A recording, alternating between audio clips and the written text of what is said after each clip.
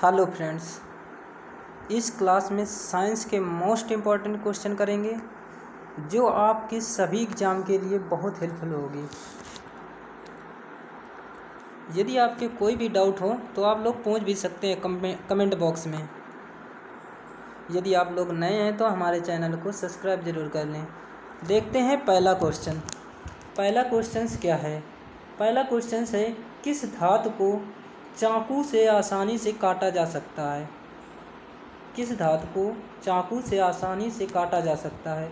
तो option A sodium, B mercury, C copper, D है iron. जो हमारी धातु है उसको आसानी से काटा जा सकता है, वो कौन सी धातु है? तो आप लोग इस क्वेश्चन का आंसर बताइए। तो इस क्वेश्चन का राइट आंसर हो जाएगा option number A sodium. Sodium का यदि प्रतीक पूछा जाए तो सोडियम का प्रतीक होता है Na। कैपिटल लेटर में Na लिखेंगे और ए स्मॉल रहेगा। क्वेश्चन से में ये भी पूछा जा सकता है कि सोडियम का परमाणु क्रमांक और परमाणु भार क्या होता है? जो सोडियम है, सोडियम का परमाणु भार होता है 23। परमाणु भार कितना होता है? 23। यदि परमाणु क्रमांक पूछ लिया जाए तो परमाणु क्रमांक हमारा होता है 17। तो कितना होता है? 17। परमाणु क्रमांक हमारा 17 होता है और परमाणु भार 23 होता है। तो याद रखेंगे। और प्रतीक हमारा Na होता है। यदि आप लोगों से कोई भी क्वेश्चन पूछा जाए सोडियम के बारे में, सोडियम हमारा एक ऐसा धातु है जिसको हम चाकू से आसानी से काट सकते हैं और जिसका परमाणु क्रमांक होता है हमारा 17 और परमाणु भार 23। देखते हैं अगला क्वेश्चन। दूसरे क्वेश्चन में क्या है? दूसरे क्वेश्चन में है, विद्युत का सर्वोत्तम चालक क्या है? विद्युत का सर्वोत्तम चालक क्या है? Option A silver, B lead, C copper, D aluminium. तो इस क्वेश्चन का राइट आंसर बताइए आप लोग। तो इस क्वेश्चन का राइट आंसर हो जाएगा सिल्वर। ऑप्शन नंबर ए विद्युत का सर्वोत्तम चालक हो हमारा सिल्वर। सिल्वर का प्रतीक हमारा ए होता है। सिल्वर को क्या कहते हैं? चांदी जिसको बोलते हैं। इसका प्रतीक हमारा ए होता है और परमाणु क्रमांक 47 होता है। और परमाणु भार पूछा जाए तो इसी का दुगुना होता है, लेकिन कितना होता है? 107। अधिकतर क्या होता है? परमाणु क्रमांक परमाणु भार का दुगुना होता है। 1-2 संख्या का अंतर होता है, नहीं तो क्या होता है? परमाणु भार के दुगुना होता है। तो याद रखिए परमाणु भार कितना है? 107 और परमाणु क्रमांक 47। अगला क्वेश्चन से देखते हैं। अगला क्वेश्चन है हमारा, सोडा वाटर में नींबू का रस डालते हैं तो बुलबुले निकलने लगते हैं। जब किसी सोडा वाटर में नींबू का रस डालते हैं तो उसमें बुलबुले निकलने लगते हैं। तो क्योंकि इसमें क्या होता है? क्षार होता है, अम्ल होता है, उदासीन होता है, उपरोक्त सभी होते हैं। जो आपका सोडा वाटर होता है यदि उसमें हम नींबू डाल दें, नींबू खाने वाला नींबू, तो उसमें क्या होता है? बुलबुले निकलने लगते हैं। तो ये किस कारण निकलते हैं? क्या होता है उसमें? क्षार होता है, अम्ल होता है कि उदासीन? उदासीन का मतलब कुछ भी नहीं। और ये तीनों उपरोक्त सभी। तो इस क्वेश्चन का राइट आंसर बताइए आप लोग। तो इस क्वेश्चन का राइट आंसर हो जाएगा हमारा क्षार, जो कि जब हम वाटर सोडा में नींबू डालते हैं तो क्या होता है? बुलबुले निकलने लगते हैं। तो इस क्वेश्चन का राइट आंसर हो जाएगा ऑप्शन नंबर ए क्षार। अगला क्वेश्चन है, कटे हुए सेब का रंग कुछ देर बाद भूरा हो जाता है क्योंकि वह वायु से क्रिया करके बना लेता है। जब हम लोग सेब काट लेते हैं उसको थोड़ी देर रख दीजिए तो कैसा हो जाता है? भूरा भूरा, थोड़ा काला काला हो जाता है। तो वो किस कारण होता है? वायु से क्रिया करके क्या बना लेता है? ऑप्शन ए है iron oxide, option B potassium oxide, aluminium oxide या फिर सोडियम ऑक्साइड। जब आप लोग सेब काटते हैं उसको थोड़ी देर रख देते हो तो कैसा हो जाता है? उसका रंग हल्का भूरा हो जाता है। तो वो वायु से क्रिया करके क्या बना लेता है? तो इस क्वेश्चन का राइट आंसर हो जाएगा आयरन ऑक्साइड। क्या बना लेता है? Iron oxide. यदि आप लोगों से पूछा जाए आयरन ऑक्साइड का सूत्र क्या होता है, तो आयरन ऑक्साइड का सूत्र होता है Fe2O3। यदि आप लोगों से पूछा जाए आयरन ऑक्साइड का सूत्र बताओ तो आयरन ऑक्साइड का सूत्र होता है Fe2O3। आयरन ऑक्साइड का सूत्र होता है Fe2O3। तो इस क्वेश्चन का राइट आंसर हो जाएगा हमारा ऑप्शन नंबर ए। यदि आप लोगों को क्लास अच्छी लग रही हो तो क्लास को लाइक ज़रूर कर देना और अपने दोस्तों के साथ शेयर भी कर देना। अगला क्वेश्चन देखते हैं। अगला क्वेश्चन है, चूने में पानी मिलाने पर कौन सी गैस निकलती है? Oxygen, carbon dioxide, hydrogen, helium. ये तो क्वेश्चन आप सभी लोगों को पता होगा कि चूने में पानी मिलाने पर कौन सी गैस निकलती है। तो इस क्वेश्चन का राइट आंसर क्या हो जाएगा? इस क्वेश्चन का राइट आंसर हो जाएगा कार्बन डाइऑक्साइड। जब हम चूने में पानी मिलाते हैं तो CO2 गैस निकलती है। कौन सी गैस निकलती है? CO2 गैस निकलती है। आप लोग कौन सी गैस ग्रहण करते हो? ऑक्सीजन गैस ग्रहण करते हैं। यदि आप लोगों से पूछा जाए कि व्यक्ति कौन सी गैस ग्रहण करता है तो कौन सी गैस ग्रहण करता है? ऑक्सीजन। और कौन सी बाहर निकालता है? वो कार्बन डाइऑक्साइड निकालता है, CO2। अगला क्वेश्चन से देखते हैं। वेरी इंपॉर्टेंट क्वेश्चन है। हरी मेहंदी में निम्न में से कौन सा पदार्थ पाया जाता है जिसके कारण वह लाल हो जाती है? जब आप लोग मेहंदी लगाते हैं तो उसमें कौन सा पदार्थ होता है जो कि आपके हाथे में मेहंदी रच जाती है, जिसको बोलते हैं। आप लोग उसको लगा लेते हैं और वो क्या होता है, उसको मिटाने से बाद में क्या हो जाता है, वो रच जाती है, जिसका रंग कैसा होता है? लाल होता है। तो उसमें क्या मिलाया जाता है? लासोन, पोटेशियम, कार्बन, आयरन। तो इस क्वेश्चन का आप लोग जवाब दीजिए। इस क्वेश्चन का राइट आंसर क्या होगा? तो इस क्वेश्चन का राइट आंसर हो जाएगा हमारा ऑप्शन नंबर ए, लासोन। जब आप लोग मेहंदी लगाते हैं अपनी हाथ में तो वो उसको मिटाने के बाद उसमें कैसा हो जाता है? वो लाल रंग का हो जाता है। तो उसमें क्या मिलाया जाता है? कौन सा पदार्थ मिलाया जाता है? तो लासोन नामक पदार्थ मिलाया जाता है मेहंदी में। अगला क्वेश्चन से देखते हैं। रसायन विज्ञान से रिलेटेड है कि ऑक्सीकरण अभिक्रिया में क्या होता है? ऑक्सीकरण अभिक्रिया में क्या होता है? ऑक्सीजन का जुड़ना, हाइड्रोजन का जुड़ना, ऑक्सीजन का अलग होना, इलेक्ट्रॉन का ग्रहण करना। तो इस क्वेश्चन का जवाब दीजिए आप लोग। तो इस क्वेश्चन का राइट आंसर हो जाएगा ऑक्सीजन का जुड़ना। ऑप्शन नंबर ए इस क्वेश्चन का राइट आंसर हो जाएगा। नेक्स्ट क्वेश्चन है, नीले लिटमस पत्र को किस रंग में परिवर्तित कर देता है? जो नीला लिटमस होता है वो किस रंग में परिवर्तित कर देता है? सफ़ेद, लाल, काला, बैंगनी। तो इस क्वेश्चन का राइट आंसर हो जाएगा ऑप्शन नंबर बी, लाल। जब नीले लिटमस को पत्र में परिवर्तित करते हैं तो लाल रंग हो जाता है। नीले लिटमस को परिवर्तित करेंगे तो लाल कलर का हो जाता है। तो इस क्वेश्चन का राइट आंसर हो जाएगा ऑप्शन नंबर बी। अगला क्वेश्चन से देखते हैं। अगला क्वेश्चन है हमारा, लाल क्षार लिटमस को करता है। क्षार लाल लिटमस को किस में परिवर्तित करता है? ऑप्शन ए, काला, बी, सफ़ेद, सी, नीला, ऑप्शन डी है बैंगनी। जो लाल क्षार है हमारा लाल लिटमस को वो नीला कर देता है। तो इस क्वेश्चन का राइट आंसर हो जाएगा ऑप्शन नंबर सी, नीला। अगला क्वेश्चन से देखते हैं। अगला क्वेश्चन है हमारा, कटे हुए सेब का भूरा होने का कारण सेब में उपस्थित है। देखो उसी से रिलेटेड आया है क्वेश्चन। ये क्या पूछा गया था उसमें कि सेब को हम थोड़ी देर काट के रख दें तो उसका रंग भूरा क्यों हो जाता है? आप लोग बताइए, कमेंट करिए कि कटे हुए सेब को थोड़ी देर रखने पर वो भूरा रंग क्यों हो जाता है, किसके कारण हो जाता है? ऑक्सीजन से क्रिया करके किसके कारण हो जाता है? इस क्वेश्चन का जवाब दीजिए आप लोग। कटे हुए सेब का भूरा रंग होने का कारण क्या है? क्या उपस्थित होता है? Calcium, zinc, iron, iodine. तो इस क्वेश्चन का राइट आंसर हो जाएगा हमारा ऑप्शन नंबर डी, आयोडीन उपस्थित होता है। जब सेब को काट के रख देते हैं उसका रंग कैसा हो जाता है? भूरा हो जाता है। किसके कारण हो जाता है? उसमें क्या उपस्थित होता है? तो आयोडीन उपस्थित होता है। और यदि पूछ लिया जाए कटे हुए सेब को रखने पर भूरा रंग हो जाता है, वो वायु से क्रिया करके क्या बना लेता है? तो क्या बना लेता है? पीछे बताया था आयरन ऑक्साइड बना लेता है। तो याद रखेंगे क्या बना लेता है? Iron oxide.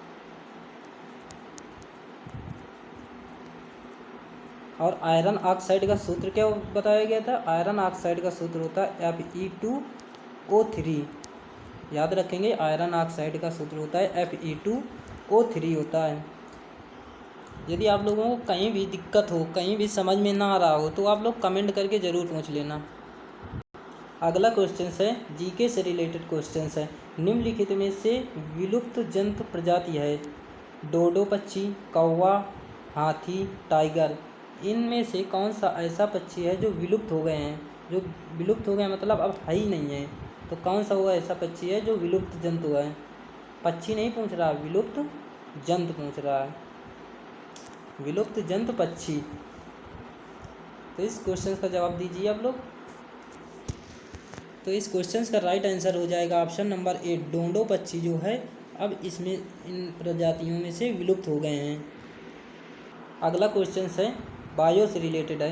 कायिक जनन पाया जाता है, कायिक जनन किस में पाया जाता है? आलू में, गेहूं में, नीम में, मटर में। जो आपका कायिक जनन है वो किस में पाया जाता है? आप लोग इस क्वेश्चन का जवाब दीजिए। तो इस क्वेश्चन का राइट आंसर हो जाएगा आलू। कायिक जनन किस में पाया जाता है? आलू में पाया जाता है। तो इस क्वेश्चन का राइट आंसर हो जाएगा ऑप्शन नंबर ए। अगला क्वेश्चन क्या है? अगला क्वेश्चन है हमारा नर और मादा युग्मक के संयोजन से को क्या कहते हैं? नर और युग्मक जब आपस में संयोजन करते हैं उनको क्या कहते हैं? परागण, निषेचन, मुकुलन, बीजाणु। जब नर और मादा युग्मक संयोजन करके क्रिया करते हैं तो उनको क्या कहते हैं? तो इस क्वेश्चन का राइट आंसर हो जाएगा ऑप्शन नंबर बी। जब नर और मादा युग्मक संयोजन करते हैं तो उसको क्या कहते हैं? निषेचन कहते हैं। यदि आप लोगों से निषेचन की परिभाषा पूछी जाए तो क्या बताओगे? नर और मादा के युग्मक संयोजन को क्या कहते हैं? निषेचन कहते हैं। अगला क्वेश्चन है हमारा एक लिंगी पुष्प है मक्का, सरसों, गुलाब, पिटूनिया। तो इस क्वेश्चन का राइट आंसर बताइए आप लोग। एक लिंगी पुष्प है, कौन सा एक लिंगी पुष्प है हमारा?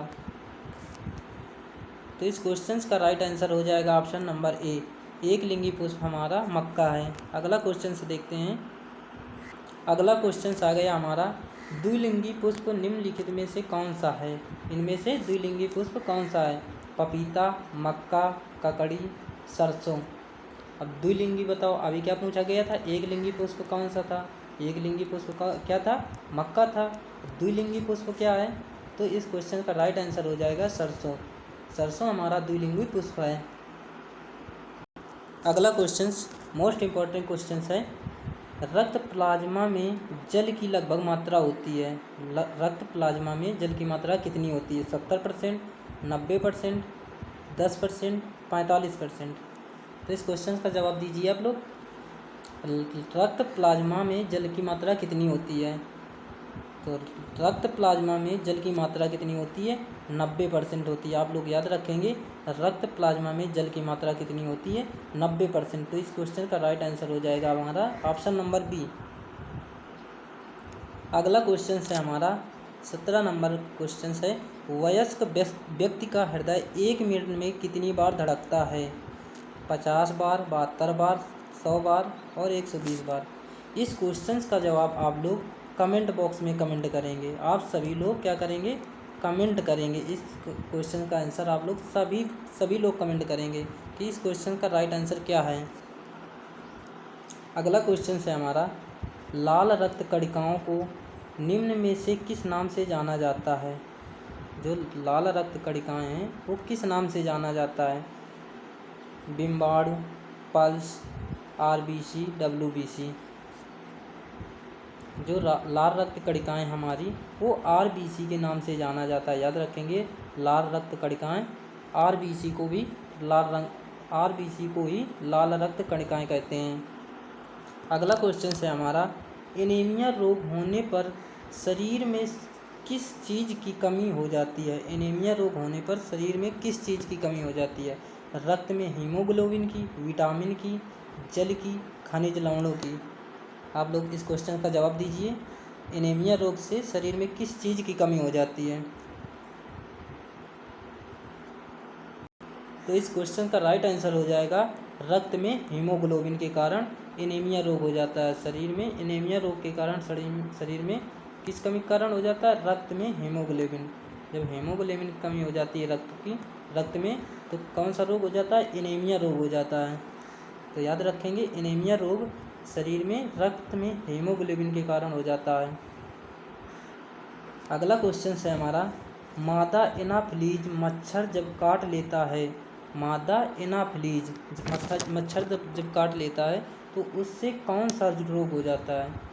मादा एनाफिलीज मच्छर है, इसके काटने से कौन सा रोग होता है? AIDS, cancer, malaria, dengue.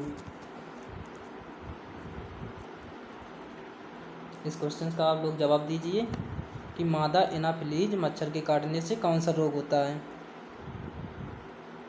तो इस क्वेश्चन का राइट आंसर हो जाएगा ऑप्शन नंबर सी, मलेरिया। मादा एनाफिलीज मच्छर के काटने से मलेरिया रोग हो जाता है। अगला क्वेश्चन है हमारा, चर्म रोग के उपचार में प्रयोग किया जाने वाला रेडियो आइसोटोप क्या है? चर्म रोग में उपचार में प्रयोग किए जाने वाला रेडियो आइसोटोप क्या है? रेडियो सीसा, रेडियो कोबाल्ट, रेडियो फास्फोरस और रेडियो आयोडीन।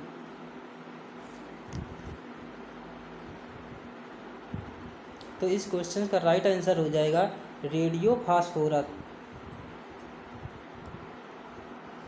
नेक्स्ट क्वेश्चन है हमारा, बहुत अधिक ऊंचाई पर मनुष्य की लाल रुधिर कणिकाएं, लाल रुधिर कणिकाएं का मतलब आरबीसी, क्या बताया गया था पीछे? आरबीसी। आरबीसी कणिकाओं का आकार बढ़ जाता है कि संख्या बढ़ जाती है, का आकार छोटा हो जाता है कि संख्या घट जाती है? आप लोग इस क्वेश्चन का जवाब दीजिए।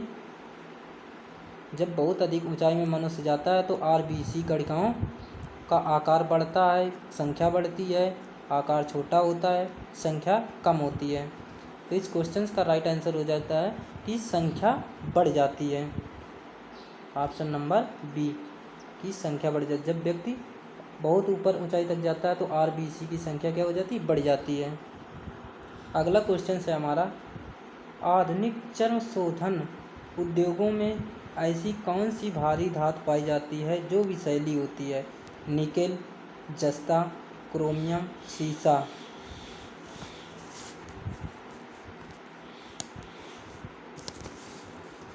आधुनिक चर्म शोधन उद्योगों में ऐसी कौन सी धातु है जो विषैली होती है?